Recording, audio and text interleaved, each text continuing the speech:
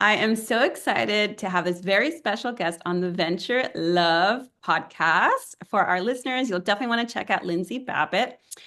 First of all, Lindsay Babbit is just such an uplifting, beautiful soul since like that first time I met you, and her laugh is the most contagious. I hope you hear it at some point during this podcast, but I'm so happy to have you here. A little bit about Lindsay. Lindsay is a mama of five, two sets of twins, which is incredible. She's also a breast disease survivor. And now, very exciting, she's the podcast host of This Isn't What I Thought, which is launching January 7th of next year, 2025, Mhm. which is super exciting. And I'm so happy and excited to have you on the Venture Love podcast. So thank you so much for being here. Thank you for having me. I'm so excited. Yeah, this is exciting. We've been meaning to do this for some time now, and I'm happy we're making it happen. So that's good. Yeah, me too. Yeah. Yeah. So we got lots of stuff that we want to talk about, lots of things we want to cover, Mhm. lots of layers of things. But I wanted to start off by asking, how are you? How's your family? How are your littles? How's everything? That is a great question. A loaded question, I know. I am Loaded. actually doing very well, I would say, I think that I feel more connected to myself through the last year of my life than I think I ever probably have. Hmm. And that has also greatly impacted my relationship with my children. I feel like it's been such an interesting year for me. Um, that I has just been a year of self-discovery. So like as we come out to what feels like the close of 2024 almost, I think I've been really self-reflective lately and just very surprised by how much growth has taken place in me. And I feel so good. I really feel so good. And that feels like a real win in itself. I just feel like I understand myself more. And Hmm. then that also has helped me understand myself as a mother more and all of the many hats that, women wear when you are a mother, especially. Um, that it feels like my kids are growing so fast and it feels like you always get told, like it goes so fast, like be present for it. It's like I've heard that since the day I had children, but it's like really weird to actually experience it. My oldest now are 12, Oh my God. and that is so weird, and they're taller than me, and their shoes are bigger than mine, and I'm just like, wait, I don't know, it feels like it goes so fast and all of a sudden they're huge, and so it's beautiful, and I feel like it's totally bittersweet. Hmm. I'm like, they're Oh getting so big, but yeah, I feel good. I really do feel so good in such a season of transition in my life. There's a lot of moving parts, my. Yeah. and I feel excited about it, and kind of like I'm taking a step blindfolded a little bit. But instead of feeling fear, I think I just have a lot of faith in who I am and what I feel like my purpose is in this life. And that's a different experience for me than in the past. So it Hmm. feels actually very freeing and very exciting. Yeah. Yeah. Good. I can like feel that. And are you you're a Capricorn? Yes. Okay, I think I saw that on your Instagram a couple Yes. last night. So I don't know if you've been in tune with like the astrology. I'm a Capricorn too, December 30th. Yeah. Oh Birthday? my God. The 29th. Shut up. I Really? didn't realize that. That's We're so twins. crazy. We are. That's so That's so cool. wild. Oh my gosh. Yes, that Yeah. is. So yeah, I've been listening to, there is this astrologer that I know this is a little off topic, but it just popped up as you were speaking. There's this astrologer, I think I'm probably butchering his name, but his YouTube name is Minnow Pond. I'll have to like tag it somewhere in the Oh show my notes. God, do. Yeah. He is the absolute best, one of the very best astrologers that I've ever listened to that's like so terrifyingly, if that's a word, on point, where he's been saying in almost all of these, and I don't listen to it that often, but what I do, I'm like, oh my God, this is like so on point. But he Yeah. was saying that for Capricorn, I think it's, and I'm not the best when it comes to astrology stuff, but like Pluto, which has been Same. like a heavy cloud in our parade, has been over us as Capricorns for the last 20 years, and maybe some other signs. I don't know. I was just focused on us Yeah. because we're Capricorn. Right. And apparently that cloud is like drifting away. Pluto is going away, and now it's going to be like a really amazing next 20 years of our lives, hopefully. Yes. That, you know, what's weird about what you're saying is that this year was the first year in my life that I really started to get into astrology because of things like that, where I started to be like, wait, I think I started to hear about Pluto leaving Capricorn and going into Aquarius. And it was like everything that I would read about it, I'm like, it was just so accurate, you Hmm. know, and everything that has happened in your life since 2008. And it really started to feel like this year, it was like, you know, what's weird is, so my husband and I are getting divorced, right? And that we got together in 2009. And it's been a very beautiful union and a very hard union. And I feel like it coincides with this last 16-year window of this whatever, this like cloud of Pluto. I really feel like I identified so much with it because I feel like my life inside of the container of our relationship has been lesson after lesson after lesson. And Hmm. I lost my mom in there, and there was I mean, I come from a lot of family trauma, right? And then I experienced a lot more trauma after my mom died that I think I wasn't, there was just so many things that I wasn't prepared for, that it was just, it felt like every time I would get through something, another wave would come. And it just felt like, oh my God, this feels overwhelming. And what was weird is, so the last time my husband moved out January 7th of 2024, the first time this year. And I think that's really when, I mean, I've always been a journaler and like a very introspective person. I would say probably always been a very spiritual person, but I grew up religious. And so it was like, kind of like, okay, I have to get out of that because that doesn't feel right. And then it's just been this whole journey of like coming back to myself, is how I kind of feel about the last 15 years specifically, where it's been like, who do who do I say that I am, right? Like, not who does the church say or my parents or my extended family or friends or whatever. And it's been the craziest thing because it like coincided with me learning about astrology, learning about like this shift in Pluto, learning about like my rising sign. It was so weird because I was like, I was literally taught that all of this stuff was like witchcraft when I was growing up. So I Yeah. never looked, you know, Yeah. I never looked at any of it because I'm also by nature a rule follower. So Yeah. then I was like, wait, this feels so aligned and it feels so right. And it's just, it's like felt like since January, we've had moments of coming back together, and like it's just it's a journey. You don't just end up at the end. You know what I mean? Mhm. For my husband and I, but like it has been so powerful to see that connection in myself, and um the relationship to this cycle ending and feeling like something has changed in me, something has shifted. Like I feel that it's moved out. You know what I mean? Like I feel it in my heart that something just feels different and it feels like lighter. And like now it's time to take all of these lessons and move forward with them. Like, what now? You know what I mean? It's not, because I think I spent a lot of time in hermit mode feeling like I don't know what to do with all of this. It was also the road that I have been walking has felt very isolated and very lonely. There was nobody, I didn't have anybody to understand me.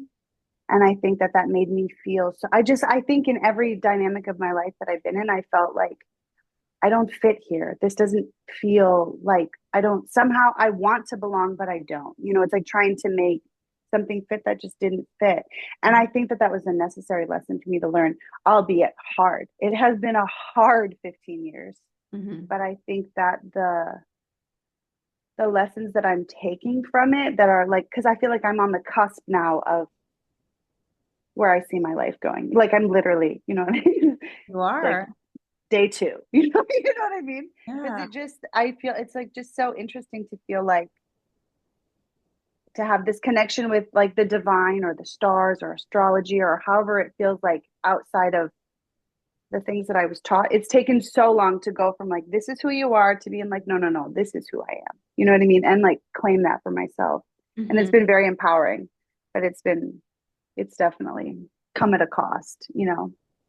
It's a journey, and I feel it too in my own little way. Like something is happening. I've been telling myself, I'm like, something's brewing. Some like Yeah. energy, Yeah. something is brewing, and I'm feeling like I'm shedding old layers, like getting Yeah. rid of the stuff. I wrote a blog maybe like a week or two ago. We moved into this house not too well earlier in this. The year's almost done, like I end of know. So February, March, fast. but It's been some time, but there were still lots of stuff to declutter. And I know you mentioned that Mhm. getting rid of stuff and making space for new things to Yeah. come in. Like that's, Mm, I feel like that's the energy of the time. It's like we're yeah. rid of things that no longer serve us to make space Yep. for new things to flow in. It's just that kind of, it's the end of Yep. one year, beginning of another year that's coming around the corner. Uh, Yep.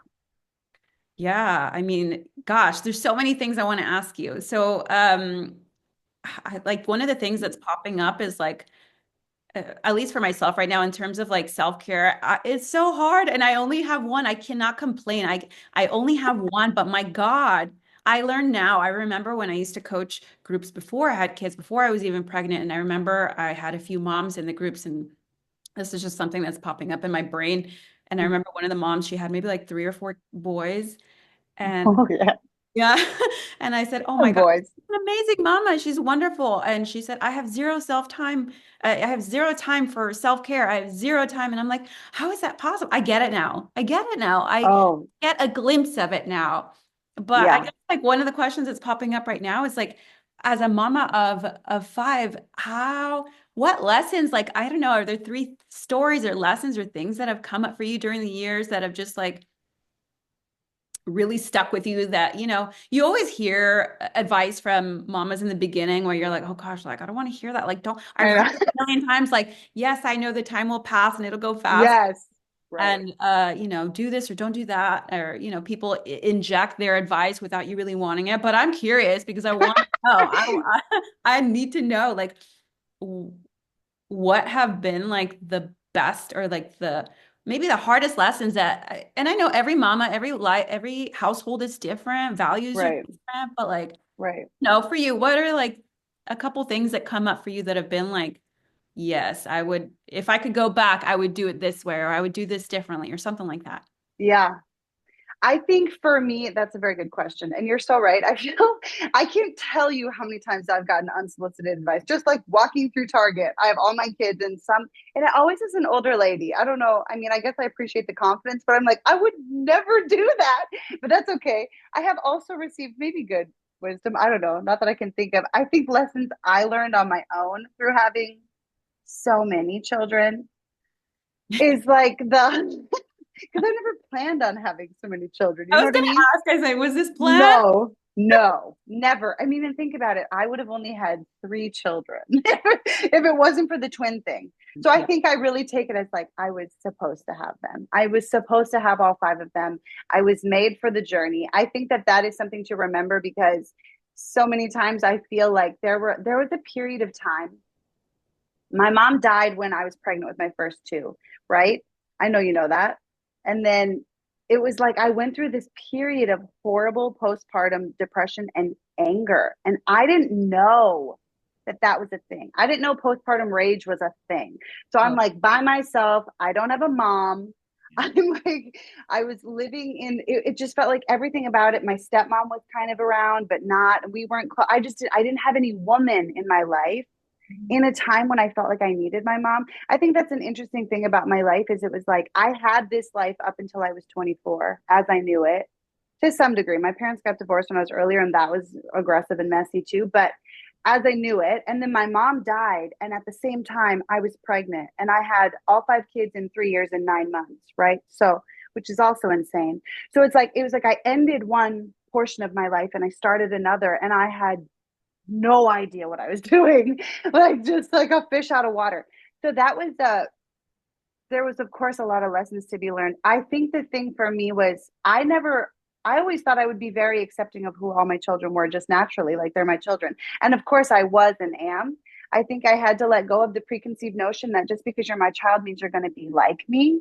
And mhm. there was a part of me where it was a lot of like dying to myself. There was a lot. I think that if you can be willing to see that because I think sometimes it feels like a hard pill to swallow, pride wise, and being like, I'm not doing this the best I could, or the way I think is the best is actually proving not to be. You know, it's like taking that, being able to see yourself for what it really is, and maybe just observing, not judging, not feeling like you're less than because of it. But I learned almost all of my lessons as a mother, it seemed like I went the hard way first. You know what I mean? It was like I didn't realize how much I would so easily become the things of my mom that I didn't like, that stressed me out. My mom would scream and she would yell, and all of a sudden I'm yelling at my kids. And I'm like, oh my God, how did I end up here? I always thought I wouldn't end up here. And so I think for me, the biggest lesson was accepting them for who they are, and like being like, okay, he's totally different than me. She's totally different than me. This is not what I expected. Cause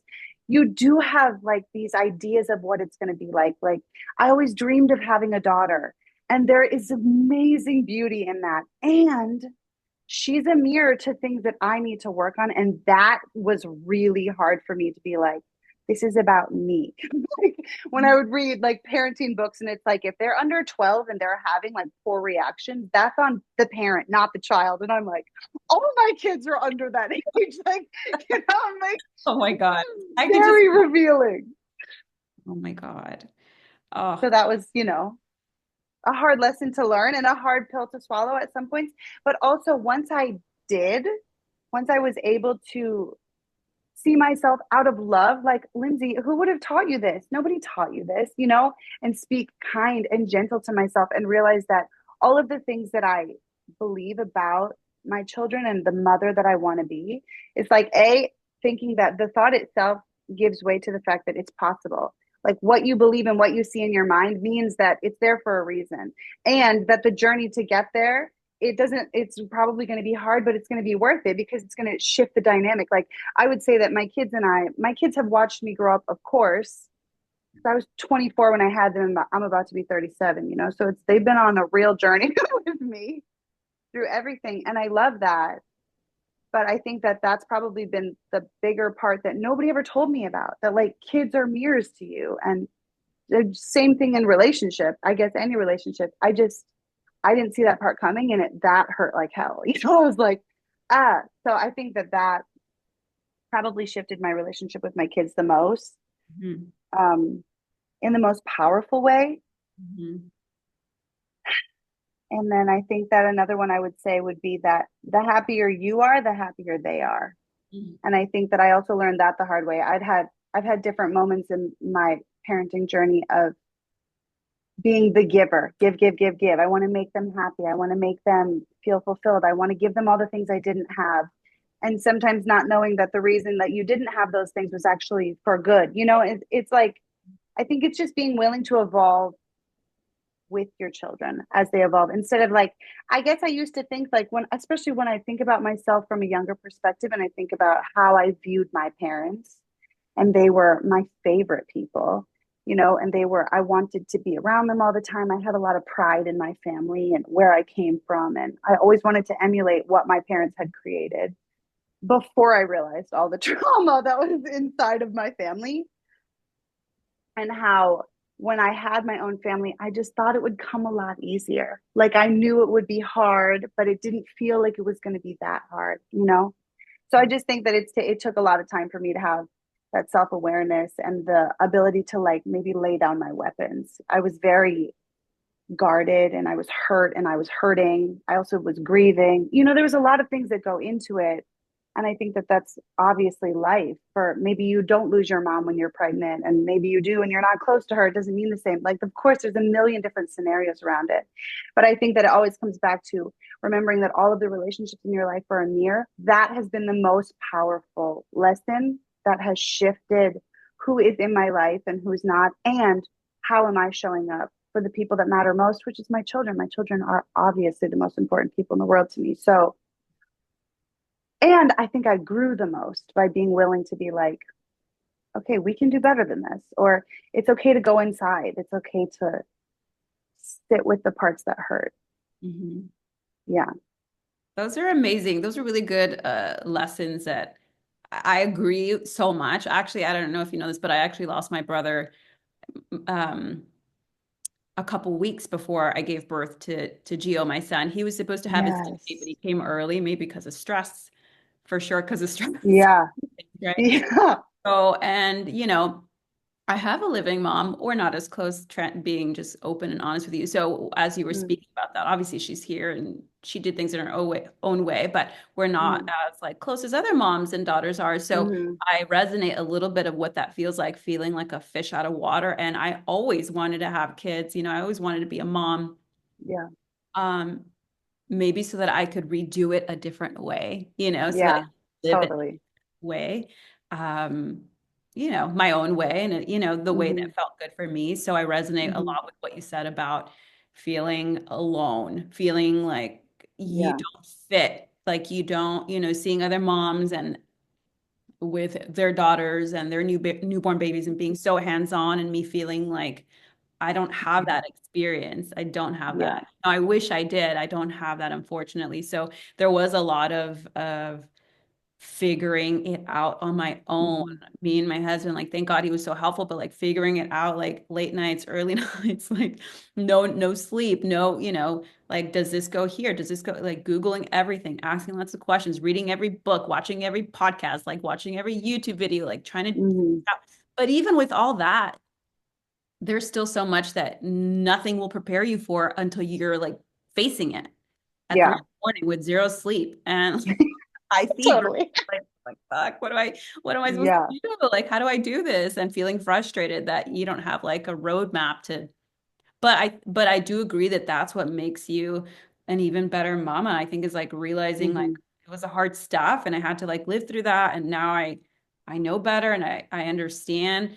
And I also thought it was interesting you saying the second one, which is, having an idea, because I think, I don't know, at least for myself, I had an idea. I had an idea of what Yeah. mamahood was going to be like. And, Yeah.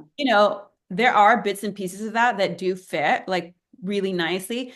But man, Hmm. there's a lot of it that I just wasn't prepared for. Like, I was Yeah. not prepared for, and things that kind of unraveled in ways that I had a vision. Hmm. I don't know. I think this is a Capricorn in me. I had the vision of how it was going to go down and how we were going to do Yeah. things and how I was going to organize things and how like the snacks were always going to be perfect and color coded and da da da da da da, Yeah. Yes. and life can be messy. My God, I can Oh, only imagine yes. with more than one, and I only have one. But yeah, I think part of it is that, and part of it is like accepting, right? Accepting your kids for Hmm. who they are. And he's still like developing and becoming himself, but his personality is shining through. And it's so funny because they say, I don't know who they is, but I've heard this a lot. I And know, right? they say that Yeah. the personality of your child when you're pregnant with them. Like, and I get a feeling of, Interesting. I'm remembering, I'm like, gosh, because I have some friends that say like, oh, when I was pregnant, my kid was like wild and like beating me up from the inside, and like now he's like running around crazy. And Gio is always very gentle and very like, and Interesting. so Yes. I see that in his temperament, and I always pictured him Yep. that way. And maybe he's still developing because he's still so young, but I Hmm. think that that's, I don't know. You're right, accepting your kids for how they are. And I love him. I love him so much, but it's so Of interesting that course.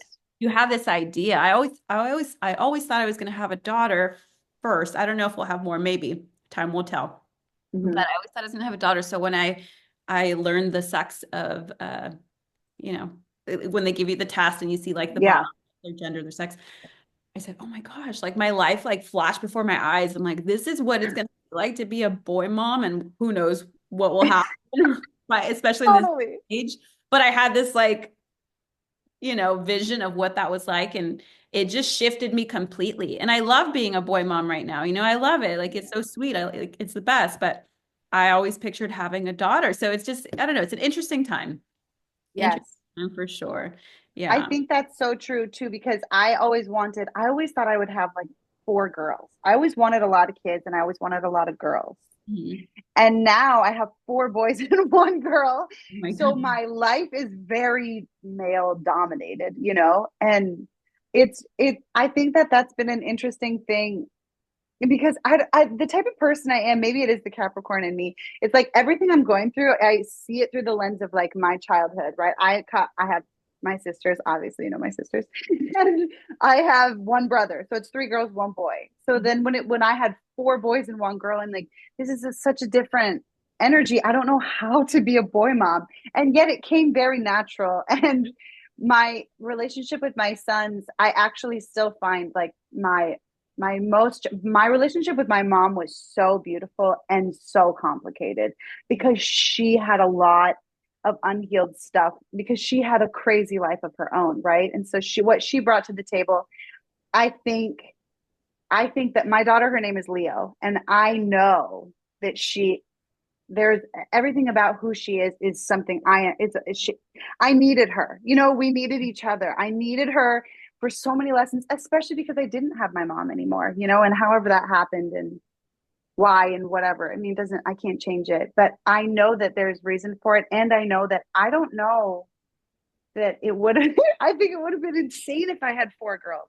It's like Mhm. the thing you think you want and the thing that you see for yourself. I never thought I would have twins, right? Like it's like so many things about it were like, wait, what? That's why my podcast is called This Isn't What I Thought. It's like about what I Perfect. just, it's like, yeah, it's like, how am I going to respond to everything that this isn't what I thought it was supposed to be?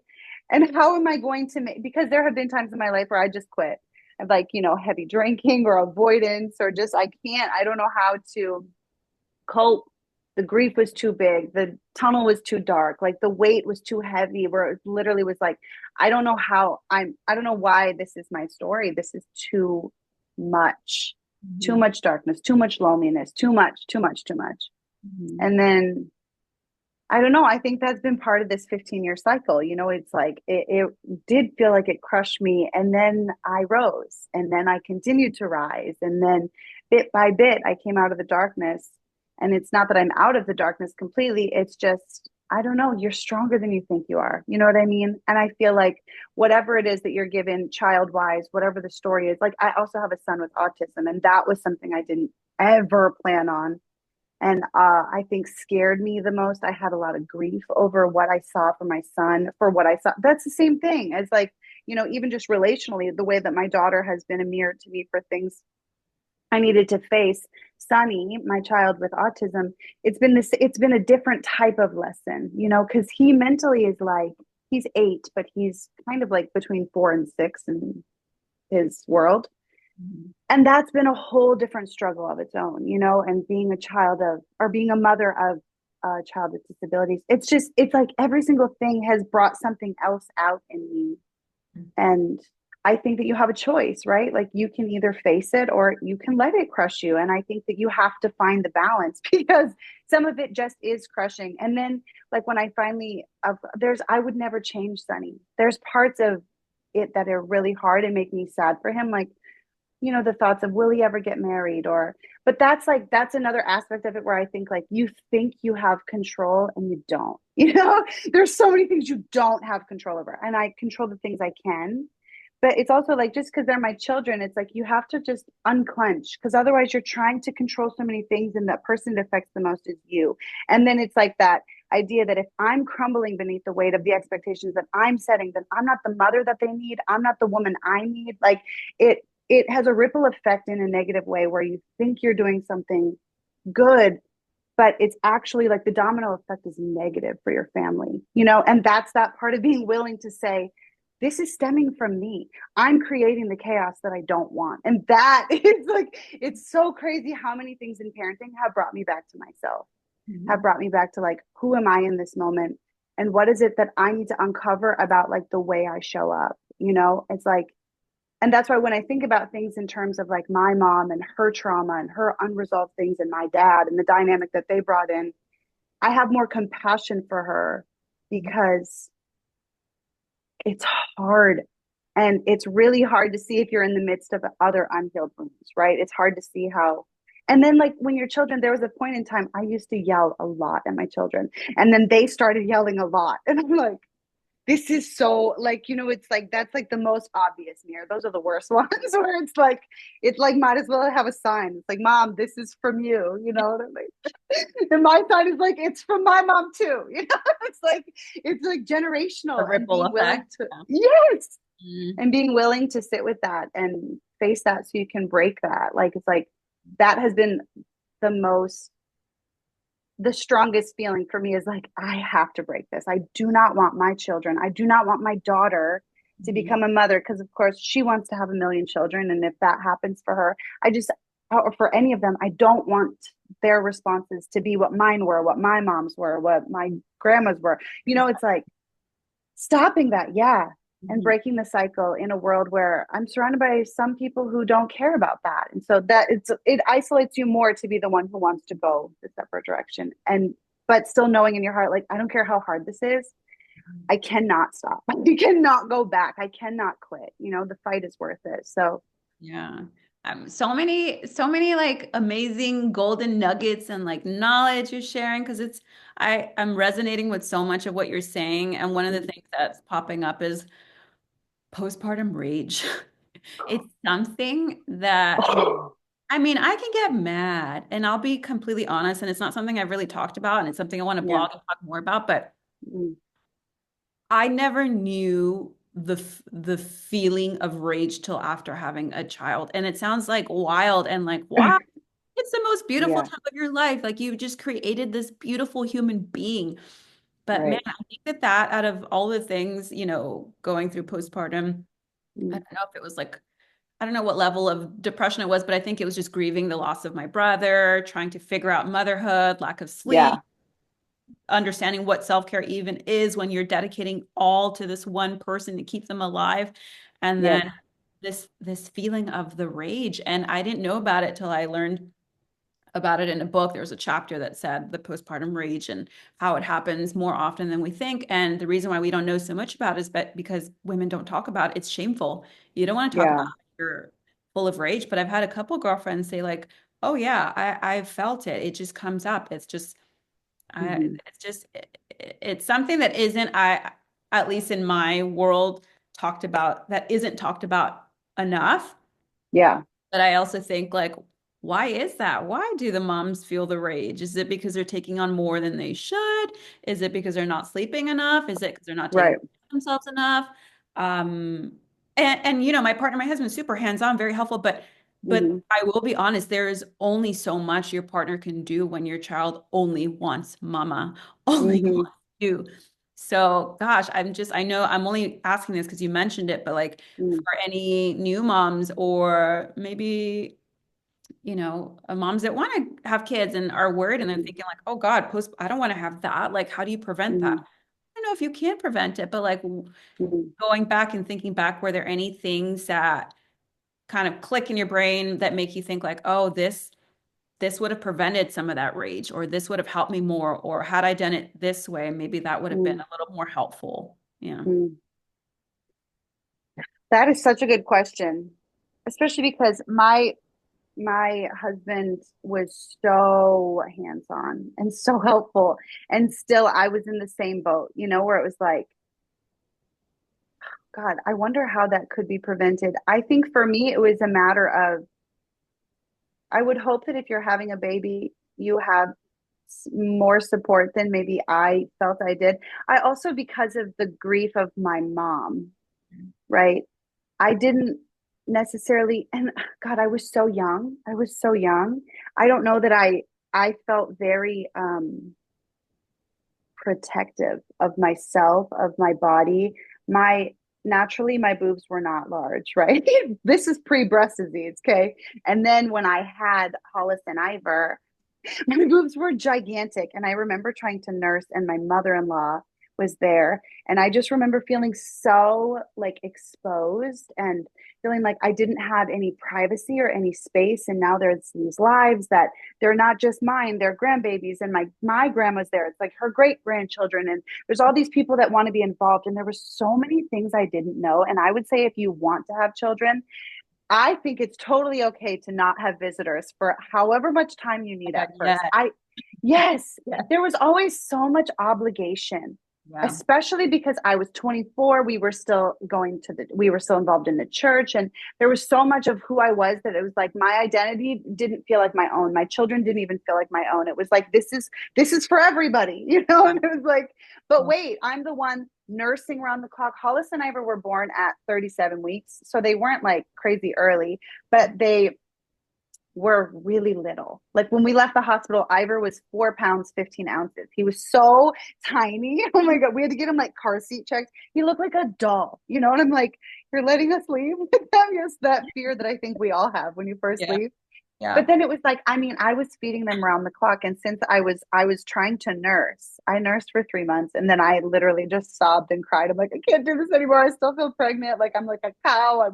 It's constant because I would have to nurse them for 45 minutes and then I would have to pump for 20 and they had to eat every 2 hours because they were so small. It's just like, I'm like, oh my God, so, and then I didn't have a mom and I had all of these other people in my world all of a sudden. And I'm like, so I think knowing yourself ahead of time and also giving yourself permission to say no to people is so important and empowering. And I didn't have that. I didn't have that inner strength or inner knowing that that was even allowed. I felt like I was very much still a people pleaser of like what other people need, which also in turn, like the other side of that is like I had a hard time asking for help and I Mhm. had a hard time maybe receiving help.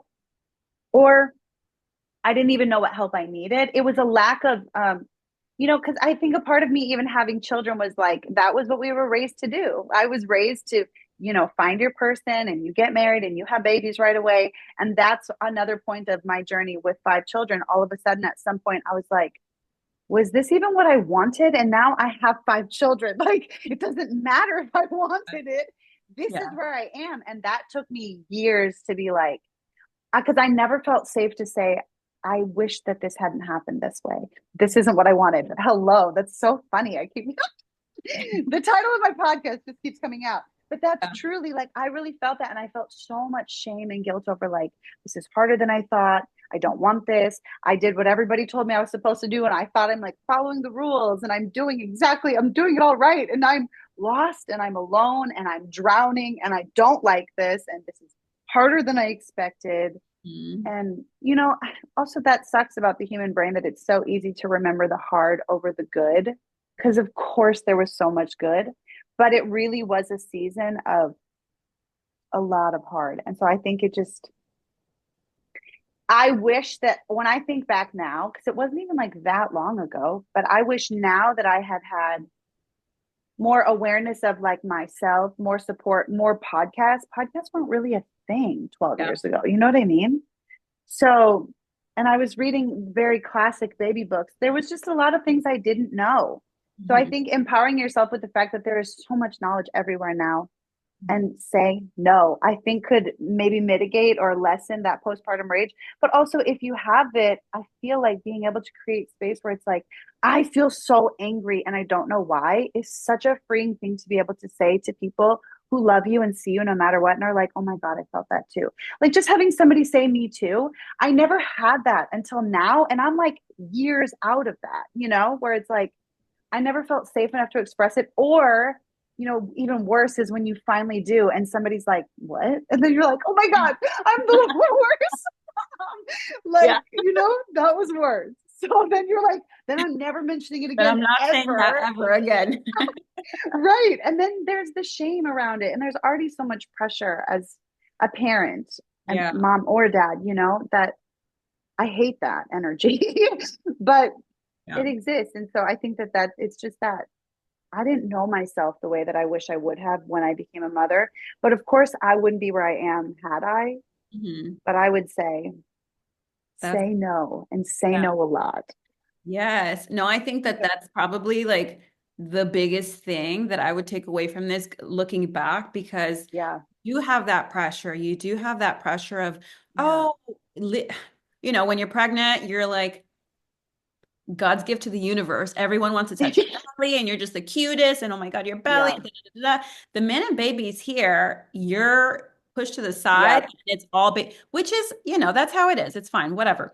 But it's Yeah. all on baby and the stress and the overwhelm you have as a mom to want to protect and keep your baby close and not have like a Yep. million hands touching. And Hmm. remember when I gave birth and we moved from the delivery floor to the postpartum floor? Yeah. Awful. Delivery was that floor, fine, great. We made it Yeah. happen. God, he's okay, we're good. Then we go to the postpartum floor, and literally, the minute I would close my eyes to try to get like a minute of rest, some other nurse would pop in and like, shh, Yeah. like the curtains would open Yeah. like, shh, like every 2 seconds. It gives me PTSD, that noise. The shh, every minute, and I would get so pissed. I think that's when my postpartum Yeah. started. Like all these nurses and doctors Yeah. coming in and out, touching, Yeah. not even introducing themselves. But, that's the medical part. But when you get home, the overwhelming feeling of Mhm. everyone, when can I come? When can I come? When can I touch? When Yeah. can And I think one thing that I felt proud of, even though it was micro and tiny, is that I didn't allow anybody. And mind you, I had Geo in 20, it was a little after COVID. So there were only so many people that could come in, which was, Mm. I think, a blessing because we were in the hospital for like 2 days and then we went home. But no one saw Geo till after, aside from my mom and very close family, like that first, Right. the first couple days after. After that, it was a couple weeks. But if I could go back, man, I was still, TMI, but Hmm. like, you're bleeding. You can barely Oh, yeah. walk. I had a vaginal birth. Like you're uncomfortable. I was crying every 5 minutes. Yes. Everything was beautiful and painful Yes. at the same time. Yes. And you're wearing these huge pads and you're like trying to like host people in your home and you're not yourself. Like Yeah. you're still Right. figuring out who the heck you are. And Yep. yeah, no, I mean I love that people wanted to meet him and see how we were Hmm. doing and care. Like they did care. But if I could Hmm. go back, if I were to have another man, it's gonna be a month before you guys come close. Like, Yes. 'cause I need to regenerate and like refuel me to feel good Yep. enough to even be at that space, to do that. Yeah. You know?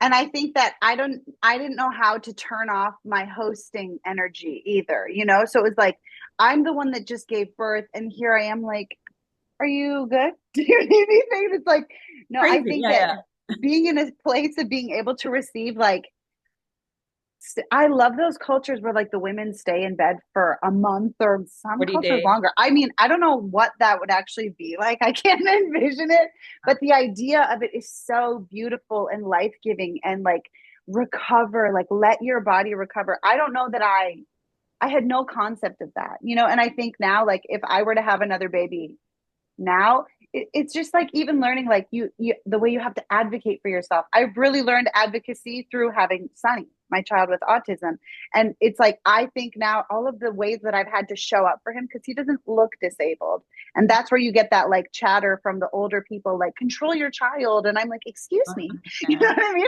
And I've had to learn how to respond in a way that a isn't cruel because sometimes it feels very easy to access that rage in another way where I'm like you're actually being cruel, And then also it's just like it's receiving help when you need it and also being able to advocate for yourself like no, I don't want this or I do want this. There's so many skills that I have now that I had no idea even existed in that environment where like I'm nursing my babies with my giant boobs and I'm uncomfortable that you're as close to my nipple as my child is. Like, you know what I mean? Where it's like, I don't like this, but it was just so much you're excited too. This is our baby, but it's like, okay, no, but it's my baby, and it is.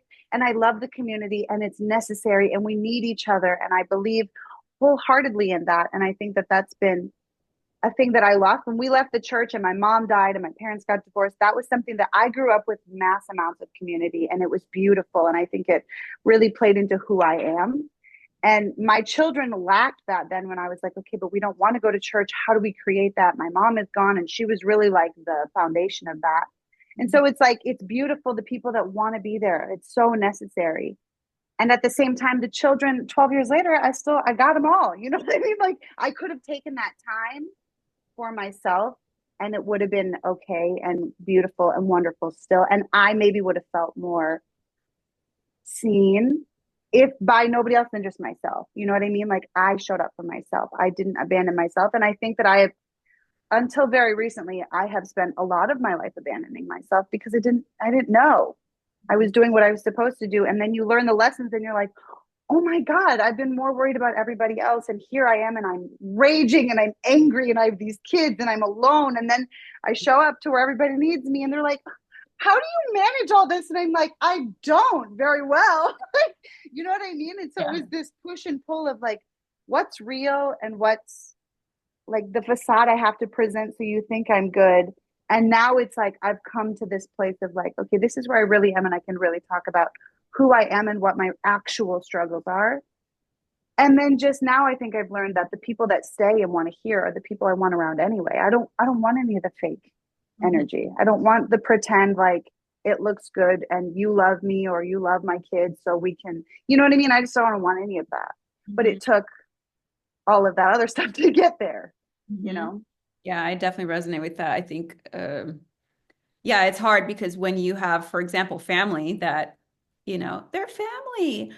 Right. I've learned the hard way that you're right. The people that stay, that show they want to be there, that like really prove that they want to be there, they're gonna be there. Like there's no Yeah.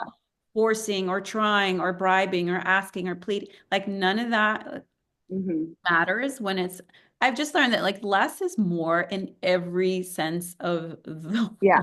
in every way Yes. possible. Less is more. Like it shouldn't be so hard. There's I don't know if you know of this woman. I think she passed away now, but her name was, or she goes by Esther Hicks. Oh, yeah. You heard of Esther Hicks? So I listened to her a couple years ago when I started really diving more into spirituality. And one thing that always like sticks in my brain is like she would say this is choose the path of least resistance.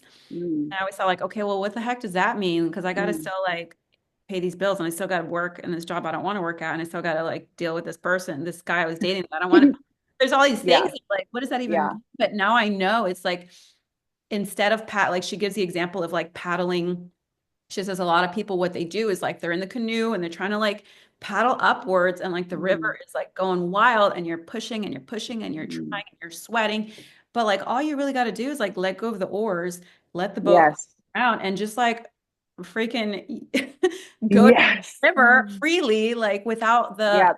the pressure and the forcing and the stress. So yeah, I don't know why that came up, but I felt like that was the thing. Hmm. It's like when you're a mom and you have all these like Hmm. pressures and people dictating and saying that this Yep. is the way you do things and this is how it's been done. This is how it should continue. No, Yes. have the right and the ability and the power to say no, even if it's uncomfortable. I think realizing Hmm. like you can say no. You should say no if you feel Yeah. any kind of negative feeling inside, whether Hmm. it's the way it's been done 100 million years with your family line, like no is no. It feels hard Yep. in the moment, but separating yourself is so important to like build that new pathway for our families and for our future families and Hmm. having our kids see that just because grandma or grandpa or ancestors did it this way doesn't mean we have to.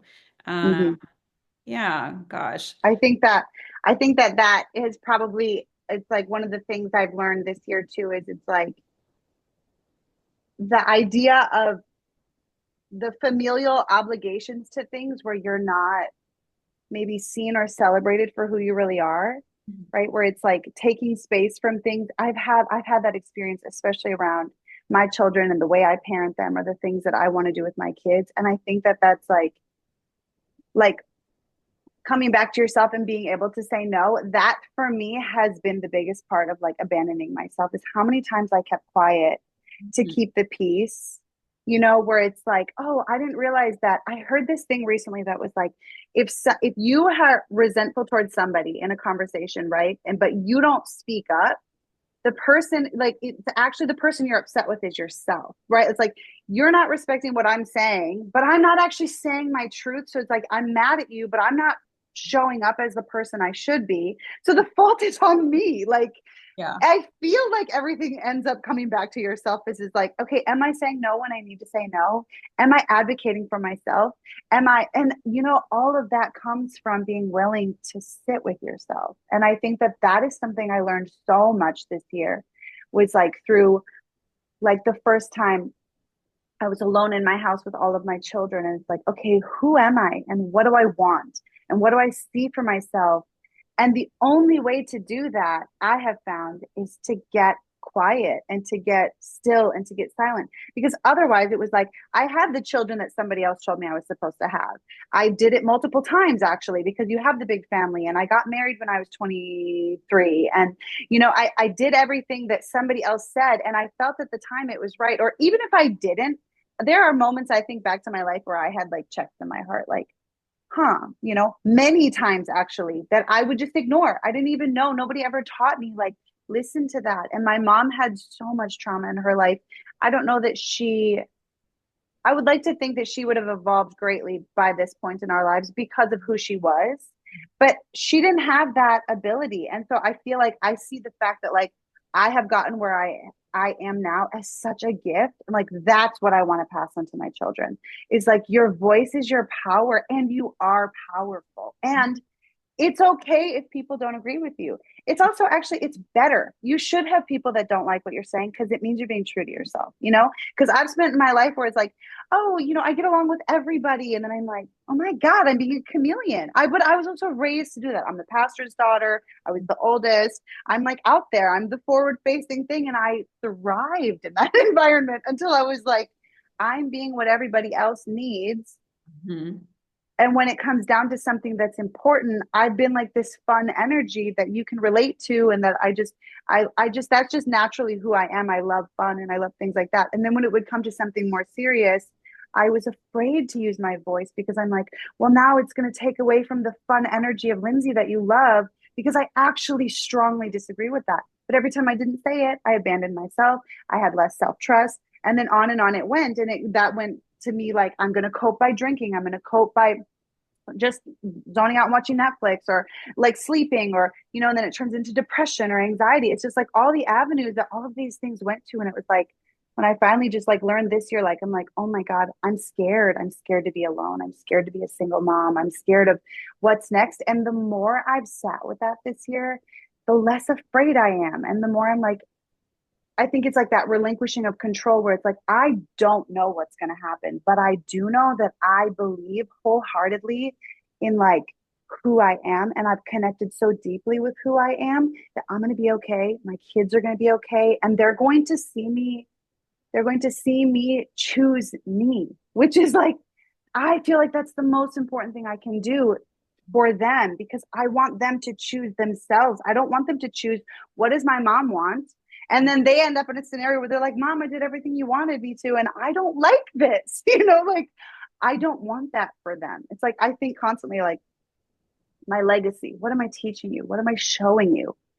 And I think that has, every single time, it brings me back to myself, brings me back to like connecting with myself. Who do I say I am? Like, Mm-hmm. what do I believe about who I am? And that affects every aspect of the type of mother I am, the relationships I decide to stay in. You know that saying where it's like, your old life will cost you your new one? Wait, what is it? Is that wrong? Your new life will cost you your old one. And that has been very true for me, where it's like, I had to be willing to face things and like look at them honestly, look at it like, and again, with like that lack of judgment, because it's so easy to be like, oh my God, you ruined everything, to ourselves, or to just be hard on ourselves when you don't know any better. But to just be like, this isn't serving me, this relational dynamic. It doesn't matter that you're my family. It doesn't matter that you're this. Like, I love you and I have to create space, Mm-hmm. and I'm going to pursue something that you don't think I should pursue, and I'm going to do it anyway. It's like, it has literally cost me every relationship in my life to end up where I am right now. And I feel the most peaceful I've ever felt. And I have the least amount of people in my circle. Mm-hmm. But I know that what's on the other side of me choosing myself is the group of people that are made for me, that we're aligned. You know what I mean? Mm-hmm. I would rather be alone all day long and feel the way I feel now than be in somebody else's pretend version to like have people when I don't really have people. If I can't tell you I'm raging and you're not safe, then you're not my person. You know what I mean? Like, I don't know. It's all come through so much trial and loss, but the gain is so much greater Mm-hmm. Oh on the my other side. God. You can like, you've got a million podcast episodes just in that nugget, those 5 minutes you were talking. My God, there's so many beautiful, I already know there's so many beautiful, amazing connections you're going to have and things that are going Mm, to happen because you've chosen yourself. You've told the universe, you've told God, whatever it is you yeah, believe or don't believe in, like you've put it yeah, out there that this is your life. This is what you want. mm, And by saying this is what you want, you're closing the doors to everything that is not aligned for you, that you don't want, that you don't need. yeah, yeah, And I think that's like very powerful, mm, very concrete, very bold, Mm, and very beautiful. And I think that that's like the best thing you can do mm. as a mom because your littles, your children, they'll never do what you tell them to do. They'll become who you are. And I see that Yeah. even though my son's only 2, I can tell him, don't do that, don't do. But the minute I start like putting on music and dancing in the kitchen, he dances in the kitchen with me. The minute Yeah. I'm reading a book, he grabs a book. So I just got to stop talking so much and start doing like Same. That's so true. save my breath already because yeah, I always say like, okay, we take our shoes off, we put it in the closet, in the door, like in the closet. Mhm. I don't say it anymore. He just does it, so it's just really Yeah. good.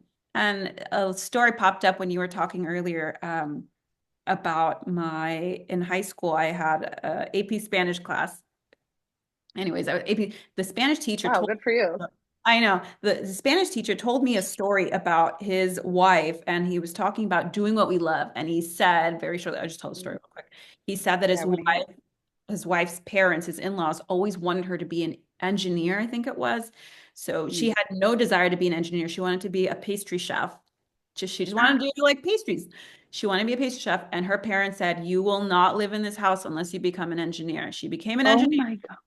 She became an engineer, very strict Latinos, became an engineer. And the minute she graduated, she gave the parents the degree and she enrolled right away into pastry school. And now she's a pastry chef and she loves what she does. And she bakes all these like cakes and cookies for her kids. So you're right. Like we want the best for our kids. We have an idea of what the best thing Hmm. is for our kids. But I think you're right. Doing what we love, doing more of what we really want, what we feel Hmm. aligned to do is going to encourage and reinforce that they can do that themselves too. Yes. I Love. think that one of my sons, Marlo, he's tells me all the time that he wants to be a construction worker. Okay.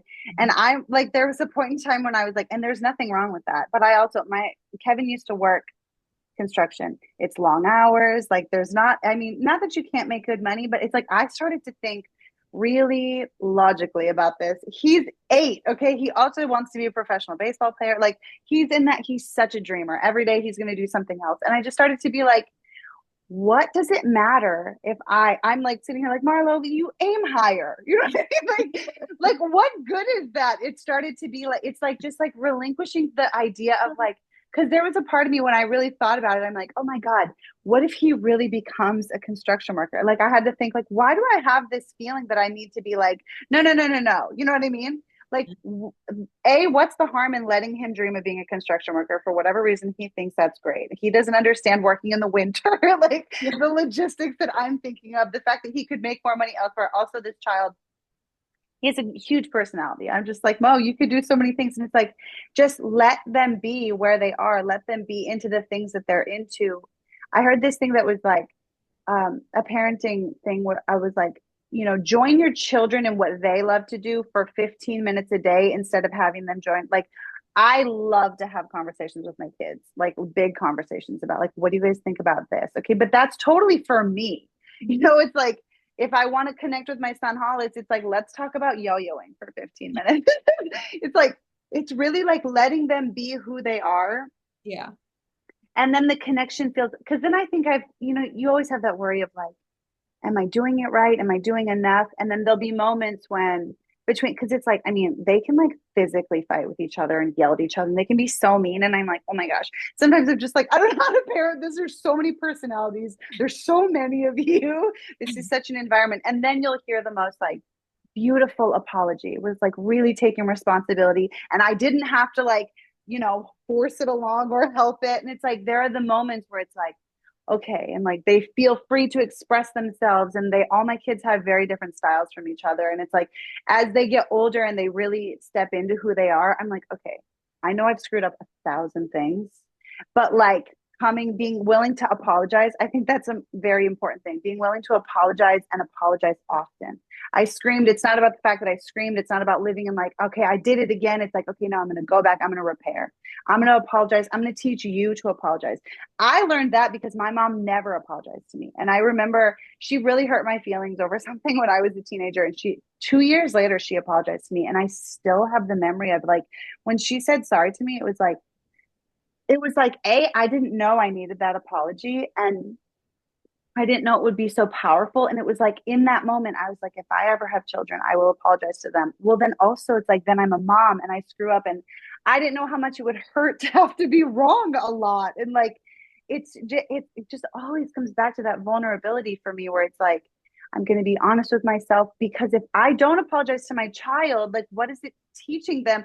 I feel like sometimes I want my brain to just shut up, and on the other hand, I'm grateful for a mind that doesn't because it continuously pushes me towards we can do better. Like we can do better. Some of that is maybe a perfectionism thing that is an unhealthy vibe, but the good part of it is like I want them to know that I don't know everything.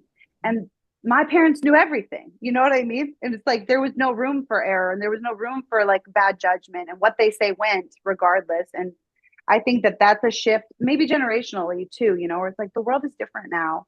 And Mhm. I want to be able to be sorry. I want to be able to repair with you. I want you to know that I screw up too and it's okay. And I want you to be who you are. And it's like, and every time something comes up, it's like something, it's my projection. It's my fear. It's like my fear of my 8-year-old dreaming of being a construction worker and no knock to construction workers for real. That's, it's like, what is that? Like, you know what I mean? It's like, things that feel silly, but if you don't check it, it's like you're telling them something. You are communicating something with them, like your children, by not, you know. So it's just it's everything seems to be about self reflection and connecting with like, huh, what is that? You Mhm. know? Mhm.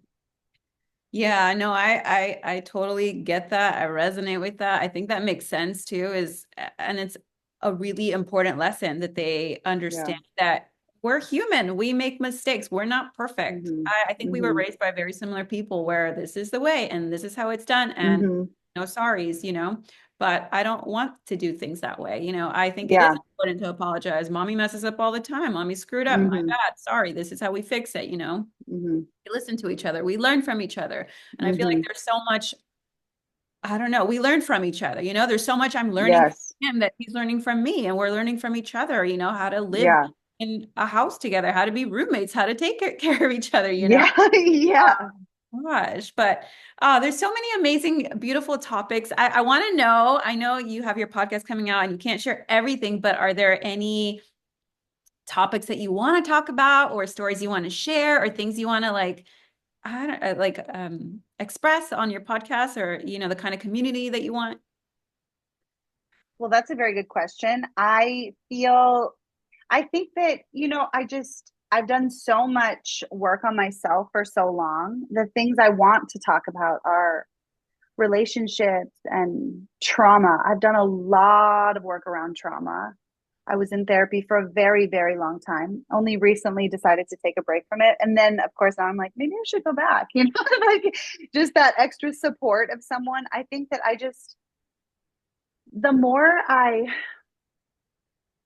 get close to myself, I think that it creates space for these conversations that like are about things that people don't seem to talk about. It was like we were talking about before we started about like my breast disease and feeling like when I got diagnosed with the breast disease, it was a couple years after my mom died of cancer, not the same type of breast disease, like wasn't related, could have been related, la da da. There was all these like what ifs and which just creates so much fear, right? And it's like in those moments, it's the mom rage, it's the regretting decisions or maybe fearing your capability. It's like, I want to have conversations about that. I want to talk about the things that when I've walked on my path and I felt very alone, I want to talk about the things that like there was nobody around to talk about.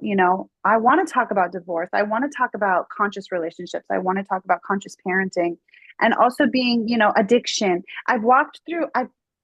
I've had a life where it feels like I've had a lot of experiences and I used to always wonder like why? Like it was something that made me feel separate too because it would be like I can relate to everybody on some level traumatically, which was not something that I necessarily wanted.